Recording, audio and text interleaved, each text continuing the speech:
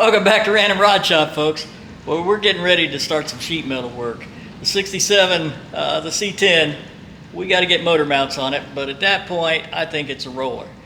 So the last time I used this bead roller on the International, it had developed a lot of play, and so I thought, okay, let's see if we can tune this thing up and make it just a little bit more versatile. So to start with, let's kind of talk about the way this thing's designed. So I've spent some time. I've got everything tightened up on it. I've got all the slack out of it. Best I can. On the geared end, you've got these shaft locks that there's a divot drilled in the shaft, so there's not much adjustability in where this thing is going to sit. On the shaft end, there's a screw that screws in the end of that. Ideally, the block and the gear is pinched between that shaft lock and this washer.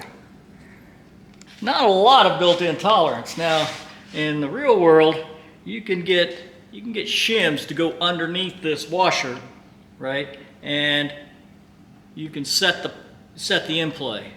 I suspect that was whatever the original designer of this, whoever the original designer of this bead roller was. I suspect they had that thought. But those of you who bought one of these, you don't actually get any shims, so you need to you need to go hunt them down, which is not a problem, right?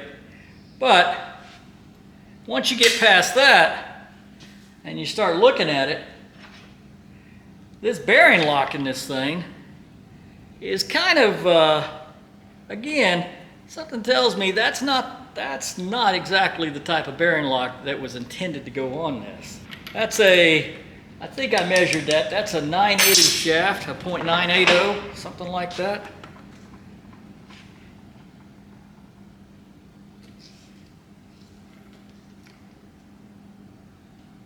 That's about 980. That shaft lock, we'll measure it when we get this thing apart, but I don't even think that's a 1 inch. It may be, but it sure has a lot of slop on that. So when you tighten that set screw down, that thing wants to cock, and it's really hard to get that thing positioned. My thought is, I would much rather tighten that screw down, right, flush, and then be able to adjust the gap with this shaft lock. So that's number one. Number two, you guys that's operated this thing, the way this is supposed to work is, right, when you make your bead and you pull the panel out, you raise that shaft up to get your metal out, assuming you're doing a bead inside the perimeter of the piece of metal. I don't know about you, and maybe you guys throw something in the comments, but in general, and I know this is lazy on my part, I don't have an excuse, but I don't see too many people, tightening that up. So basically, to get the sheet metal out, you loosen that nut, and then you pull up the shaft, right, and you get your metal out. And you get ready to, continue beading. You put your metal in, and you set your tension, and technically you should come back here and tighten this nut back up, or tighten this bolt back up. Yeah, do you do that? All right, so that's number two. That's just inconvenient. There's a video out there, Jerry Kirkpatrick, apparently he worked for Gene Winfield, and he made Gene Winfield's bead roller, which is, it's this bead roller. And he basically had a wrench that was on there permanent, and so when you wanted to raise it up, you loosen that up, and he had a lever up here that pulled the rod up. So basically you loosen that, you move the lever, the shaft comes up, you put your metal back in, you tighten that, you move your lever, and you're ready to go again.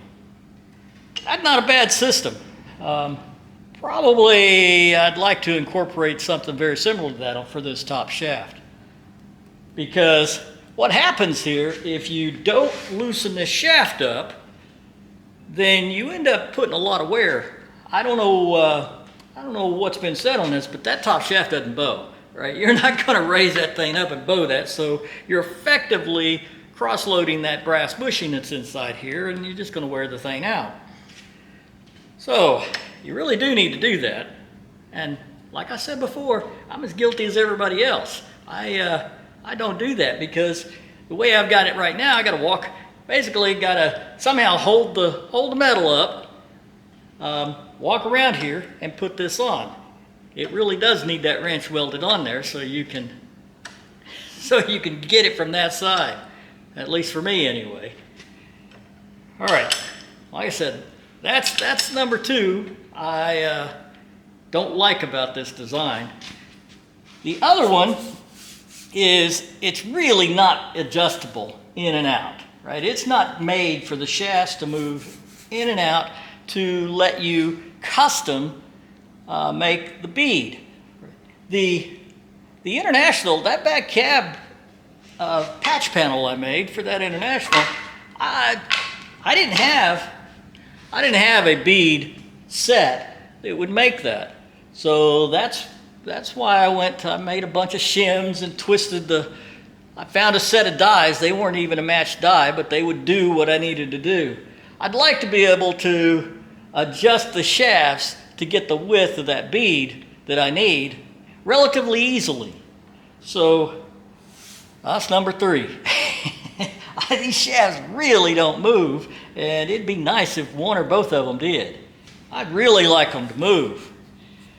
I've seen some guys cut a slot for this upper bolt here so this top shaft can move to the limit of the width of your gear, right? So this gear is 3/4 of an inch, so you can get, I would assume you probably can't get more than 3/8, which may be enough, but in my mind, I'd like to have 3/4 adjustment front and back. And I'm thinking of that International because that step was about that wide, right? I don't know, it was about an inch or whatever. So I'd like the ability to do that pretty conveniently. The other thing is I'd really like those dies to come out away from the frame just a little bit more. If you look at that, you can see the die itself is all the way in. I understand that that's the working part of the die, but I'd like to have them stuck out here just a little bit more to give me a little more flexibility in terms of working the sheet metal. So that's number four. Or if I could improve, even 3 out of 4, I would be happy at this point.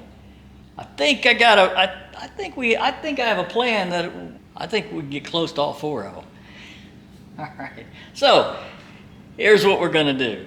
I'm gonna move these bearing blocks about 1.25 inches forward.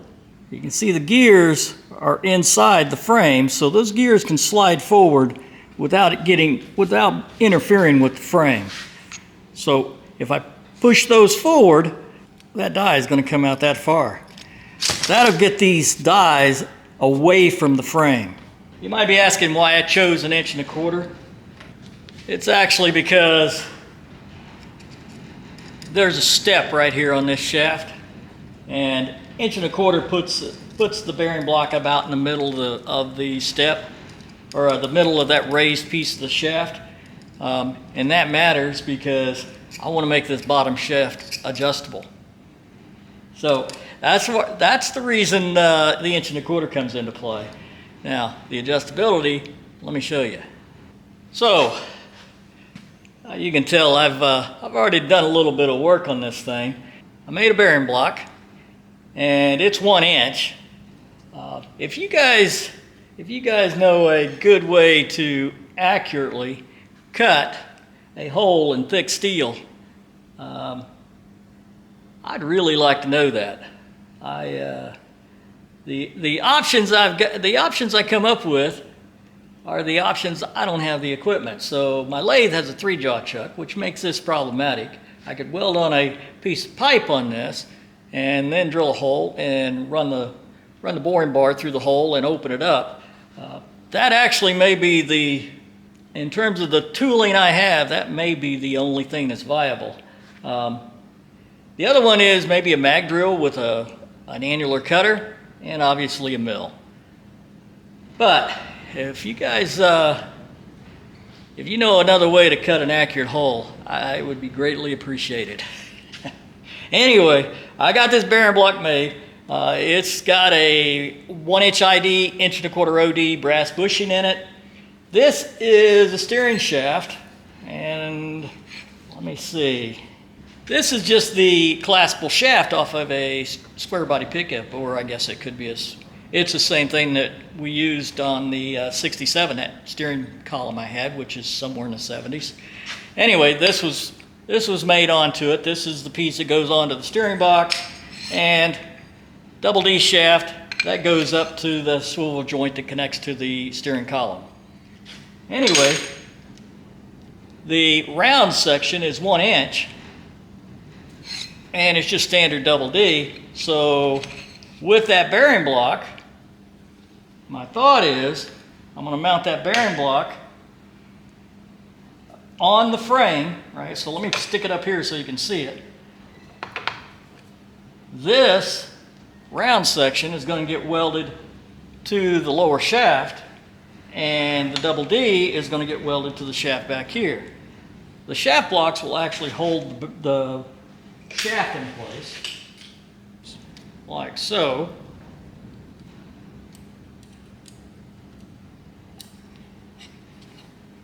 All right, like so. That block is going to be bolted to the frame. So now if you picture, that's welded to the lower shaft here. This is welded to the lower shaft here. Obviously, I got to cut a section out of that lower shaft. Now, you can loosen the shaft locks. You can shove that shaft out and move that lower shaft in, or move that lower shaft out. The other option to move that bearing block is leave these shaft collars tight so you can set the clearance on that bearing block relative to the end play on that shaft, and put a bolt on the back side, drill through this and make a slot. Then you basically loosen the slot up, shift the shaft one way or the other, tighten it back up. Now, you have the ability to set the gap between your dies. And if you need to make a custom panel, you should be able to set it up. My first pass is probably going to be to just use the locking collars as the adjuster, because that's easier at this point. I just need to drill a hole, right? Drill a hole in that, tap it, drill a hole in the frame, and bolt it in, and it's pretty much done. So the way I think I'm going to attach this shaft, right, these two shafts, that's the double D that I had to remake for the 67.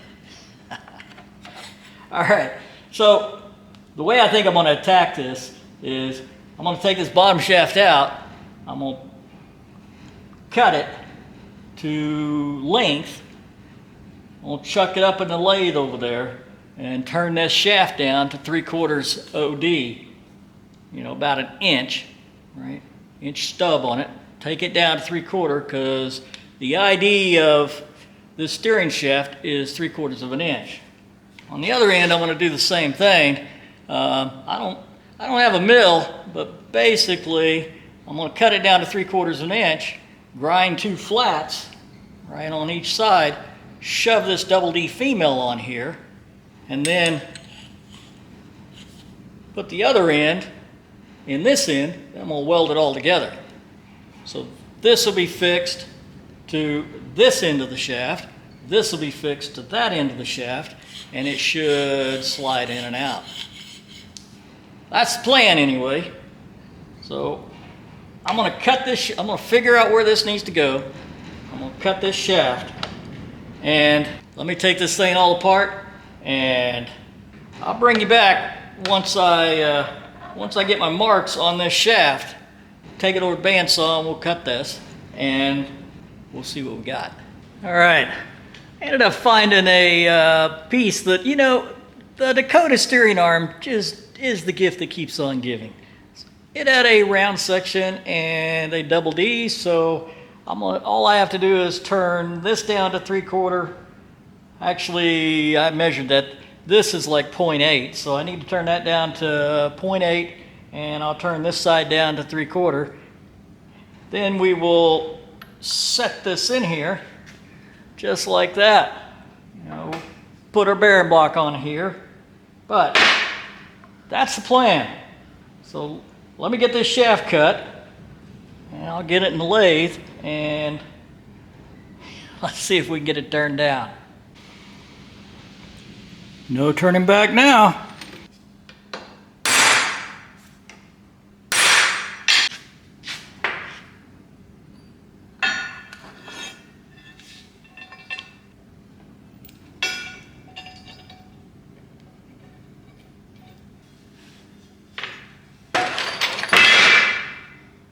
Well, I almost got it together, folks. Let me show you what I got going on here. All right, so you saw, you know, we got the holes drilled here. We moved it in 1.25 inches. Those are mounted.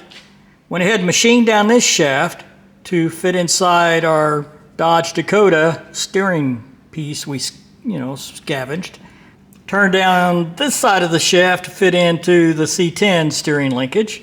At this point, we can collapse it about 1.25 inches. So we can move it 3/4 inch. And if we slip the locking collars, we can move it 1.25 inches here. But if we decide that we're going to slip the locking collars, we've got about 3/4 inch possibly. We can move it here, and obviously we got 3/4 on this side. I think what I'm going to end up doing, because I think the approach I'd rather take is to set the locking collars. Like everybody else, we're going to put stiffening bars on the frame here. The difference is I'm going to put the stiffening bar on this side rather than putting them both on the other side. You know, the top one will go on the other side, but the one on the bottom I'm thinking is going to go right along here, and that way I can tap this and put basically a bolt up through the bottom. I can loosen the bolt and slide this shaft left to right, and the adjustment will be on the bottom side. I definitely like the idea that these dies are now kind of out in the open. You know, you can stick them out more, but if you look, I've got about 3/4 inch of shoulder there. So if I decide to take the bottom shaft out that way, the bearing can only move, or the shaft can only move 3/4 inch before it starts rolling off that shoulder right there. So all in all, this thing has 3/4 inch movement effectively on the bottom shaft. I'm happy with that. I think the next step is, let's see if we can get this positioned. I'm waiting to do the welding on this bottom shaft until everything is together, and that way, obviously, if I have to change something, that would be a whole lot easier if it's not welded. Let me see if I can figure out where this is at, and we'll punch some holes, drill some holes, and see if we can get this thing in.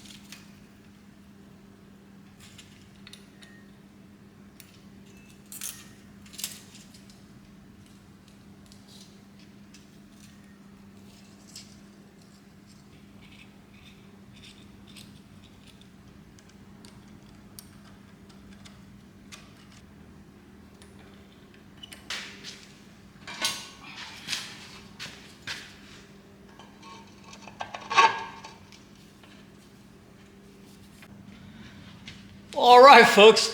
Been a lot of work, but I think we just about got it. Still got to clean it up. Finish welding this bottom. I'm going to weld that on a little at a time. That way I can keep the heat as low as possible.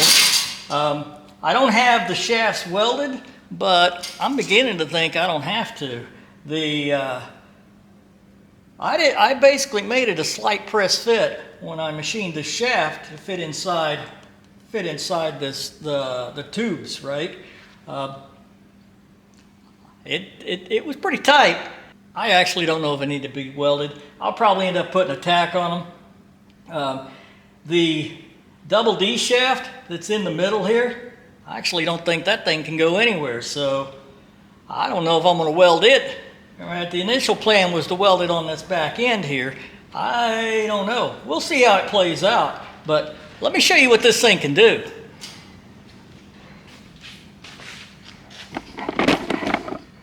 So I've just got some step dies on here. So because we put our double D and our adjustable shaft in there,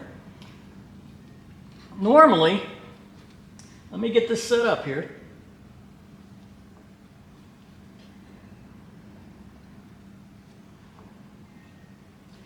So normally, if you put these dies on, that's where they would sit, right? In a stock bead roller, that's where they're going to sit. Now, obviously, they're going to be a lot closer up here because I got both shafts pulled forward a inch and a quarter. So, but be that as may, that's how they're going to line up. However, with this adjustable bottom, you can offset them 3/4 an inch that way, and you can offset them 3/4 an inch this way. I think that is going to allow a wide variety of custom beads.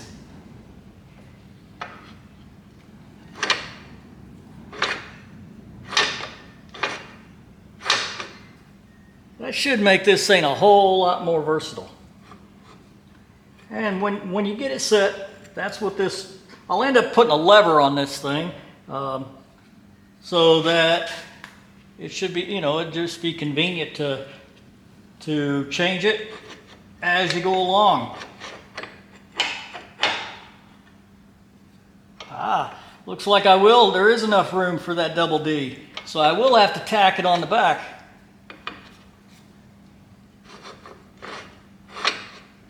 That's no big deal. Put a tack right there so that thing can't slide. But that's a lot of movement. I know there's a lot of videos out there about modifying the Harbor Freight, the Harbor Freight bead roller, and everybody's got a different way to skin the cat in that vein. But I haven't seen anybody do this, but I think this may turn out to be the best model of them all. I think we're going to be able to do a lot with this one. Tell me what you think. I'm pretty excited about it. Okay, well, I'll get this welded in, right? I'll finish welding this in. I'm going to put another one of these on the back side over here, right? I put it on this side. I put this brace on this side so I could have I could build in my stop for this, for our slidey joint here.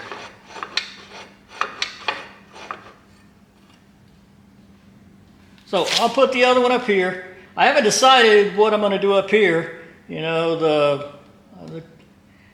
most common is put a spring up there so this thing, is spring loaded and it frees itself. The other one is have a bolt come up through the bottom side and hold the head of the bolt captive so that when you screw it up, it pulls it up and pulls it down. So it's very directed. I also like the one that Jerry Kirkpatrick built for Gene Winfield. That video series, he has 2 or 3 videos on that. It's like 9 or 10 years old. If you haven't seen it, go back and have a look and see what he did. He put a